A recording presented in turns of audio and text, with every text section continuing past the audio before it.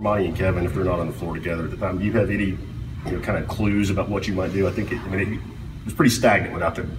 Well, that's where we have addressed some of those issues and how we think we can play with a different group of guys. And what we were more disappointed in was not so much offensively, but what we did on the defense end. We just didn't guard. And again, you're playing against a team that's well coached and they know what they're doing. And if you don't guard, they can make you look real silly. And they did at times because we just didn't protect our goal. But the fact is, we know we can defend. We had defended better than we did the other night, but we spent this past couple of days, and we'll get back at it today, working on defense because we've got to be much better than we were the other night. You talked about when you first took this job, being from Hickory and having come here several times when you were in college and stuff. Just your background with this place, familiarity with the location. How much has that helped? How much did it make this job appeal to you?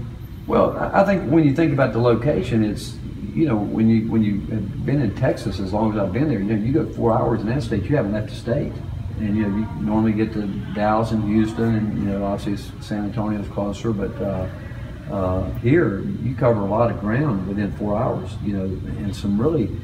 There's always been great basketball in this area. I think you go back and you look at the history of college basketball, the East has always been considered a hotbed in some ways, and you look at, what goes on at Kentucky and their success, but then you look over, to the East and the ACC, and there's a real emphasis on basketball, I think, east of the Mississippi. I really believe that, and I grew up with it, and so we've been able to get into a lot of different places recruiting, and we obviously know this state's going to produce some talent, close enough to Atlanta where that's got to be a hot area for us, Carolina. So, and we're going to go east, and there's no doubt we're going to go east, and we already we're going to go really where we have to go. But you can get to a lot of different places from here.